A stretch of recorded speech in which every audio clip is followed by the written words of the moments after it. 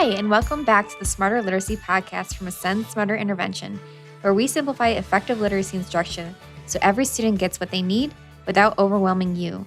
I'm Lindsay. And I'm Corey, and today we're diving into Tier 3, the most intensive level of literacy support. Whether you're a special educator supporting IEP goals or a private practitioner working one-on-one, you know that Tier 3 students need something more intensive. But what does that actually look like? In our last couple of episodes, we talked about what literacy instruction looks like in Tier 1, the general education setting, and Tier 2, the first level intervention support. Now we want to dive into Tier 3, which is the most intensive level of literacy support. At Tier 3, students are typically well below grade level by the time they qualify for the support and need structured, intensive literacy support from their teachers.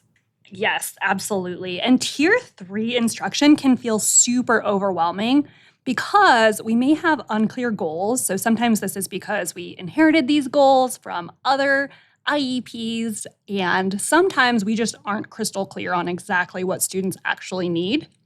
Or it might be difficult because we have materials that don't necessarily feel aligned to our students' goals. Or we don't have a clear system for placement and planning, so we get a little bit confused about where should I start them and how do I tell if they're making growth, so our progress monitoring might feel a little bit disconnected or a little bit clunky. That's right. And that's why today we're walking you through the exact step-by-step process we use to take the guesswork out of Tier 3. The first thing we want to do is assess with intention. When students qualify for Tier 3 support, that's usually based on standardized norm-referenced assessment data. Ideally, that assessment tool will also show you where the breakdown actually is. Yes, absolutely. And the great thing about your Tier 3 students is that usually they're coming in with that eligibility data already. And what we would really recommend is if you have any agency over helping to determine what that assessment is, we recommend the Wyatt 4. So that's the current edition right now. But the Wyatt is the Wechsler Individualized Achievement Test. And it's a really great test because it's going to give you a really full picture of both word recognition and language comprehension skills. So specifically, we like to measure the phonemic proficiency. We like to look at word reading ability, pseudo-word reading ability. We like to look at students' ability to read sight words, so they have an orthographic fluency measure. They also have reading comprehension, vocabulary, and listening comprehension. So it's a really good measure that will give you everything you need in one assessment. So it's a really great way to start to be able to figure out, one, does a student qualify, but also two, what is it that they actually need in their instruction? Right. And that's exactly what we want because we need that data and that information that's going to provide us where that breakdown is happening specifically and helps us know what we actually need to try teaching.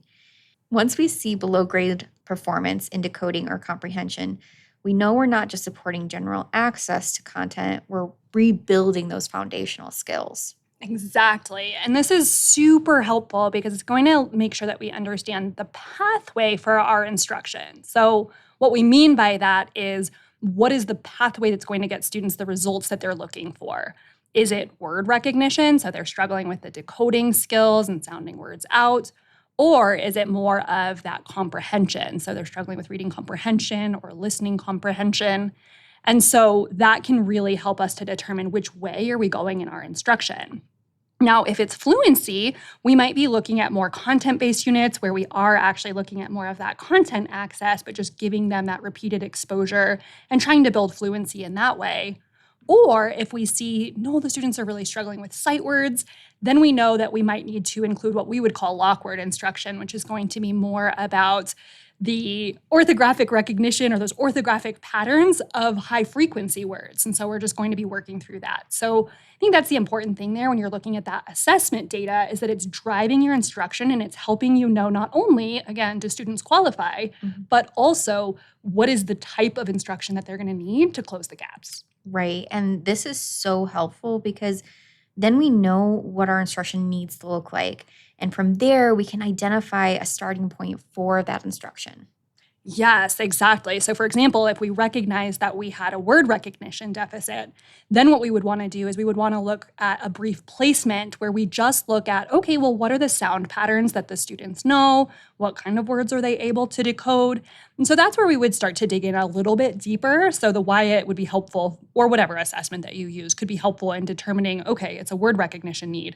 But then from there, we need to figure out, okay, well, which specific patterns do the students need that support with?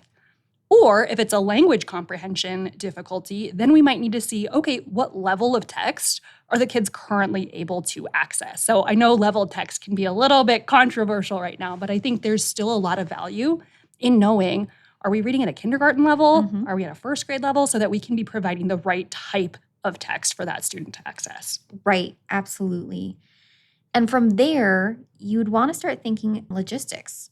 Once you know what to teach, you have to figure out how to fit it in. So you really have to start thinking about what your schedule allows for. Is it 30 minutes 4 times a week, 45 minutes 2 times a week?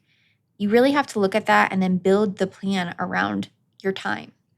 So, given that, we do have lesson planning guides that we can link into the show notes that can help you see how you might structure this depending on the time that you do have available.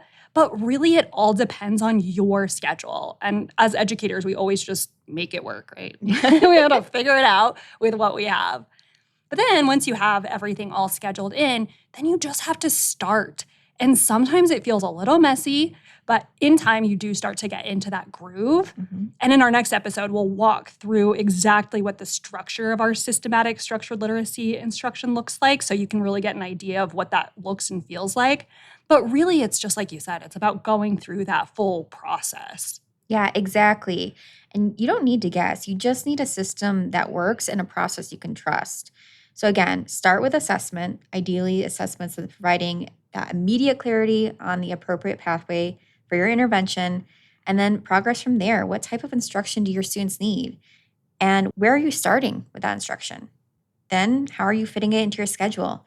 Then, like you said, Corey, just start, right? That's it. That's your process. So funny because we just recently had our summit, right? And we had so many educators saying, I wanted to have this all perfectly lined out. I wanted to know exactly what it was going to look like. But, you told us to just start, and we did. And we realized, like, oh, that's where some of the clarity really comes from. Absolutely. And honestly, I feel like it's like riding a bike, right? You can, at a certain point, read all the instruction manuals and figure out, like, okay, it needs to be at this angle and everything. But at some point, you actually just get on too. And that will help to solidify your process as well. You'll think about, oh, that didn't work, or, oh, that worked beautifully. And then you can just iterate from there. Yeah. Just like we tell our kids, practice makes perfect. Right? Absolutely. And we're still practicing, right? I mean, here we are. So Absolutely. Anyway, so if you are supporting students at Tier 3, what we would recommend is that you take 10 minutes and pull one recent evaluation report. So ideally, you're looking for one subtest that's going to show a clear need. So that might be word reading and decoding, that might be comprehension. You really want to take a look at your data and see if you have information that's providing support on making that decision about whether it's word reading, decoding, comprehension. And then from there, you can ask yourself, do I understand the purpose of this student's instruction? And if not, you want to start there. You want to really take a look at your assessment data to see, what is it telling you? Hopefully your eligibility or special education testing is guiding that. And you don't necessarily need gobs of data either, right? So I know we were recently talking about, I have analyzed a lot of IEPs, and there are some that there is just so much data in there that I am like, oh my goodness, this is so hard to sift through. And I think as educators, we often also feel like, how much data do I need, right? And I think at the end of the day, you definitely need to know, does the student qualify? But beyond that, it's really just, okay, if they do, now what? And so we've really been able to do that here in our setting with, okay, we have the Wyatt, which is telling us where they are compared to their peers. And then from there, we know, all right, that's also guiding us in what our instruction needs to look like. So we actually even put together a little spreadsheet where we can enter in the scores. And then from there, it will tell us, oh, this is a word recognition student, or, oh, this is a language comprehension student. And so that helps us know exactly what our pathway for our instruction needs to look like. So again, you don't need tons of stuff. We have one test that helps us understand that. And so, again, take a look at what you have, take a look at your data and see if you have that information. And if not, again, start there, start having those conversations about what that assessment process needs to look like and what assessments you may need in your setting to be able to make that determination. And I think the important thing is that tier 3 doesn't have to feel like starting from scratch every single time. So once you follow a clear student-centered process, you can stop spinning your wheels. You can start really focusing on the progress itself. And again, if you're curious about our process, we are going to be sharing all about what that looks like at elementary and secondary in our setting in the next couple of podcasts. So definitely stay tuned for those.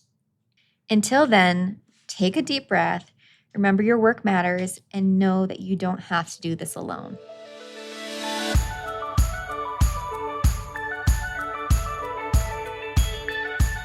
Thanks for listening to this episode of the Smarter Literacy Podcast. Make sure to subscribe for more strategies and insights to make delivering effective literacy instruction easy, or at least easier. And if you found this episode helpful, share it with a friend or leave a rating and review wherever you get your podcasts. It really does help others find the show, and we are beyond grateful for your support. Thanks for listening. Until next time, happy teaching.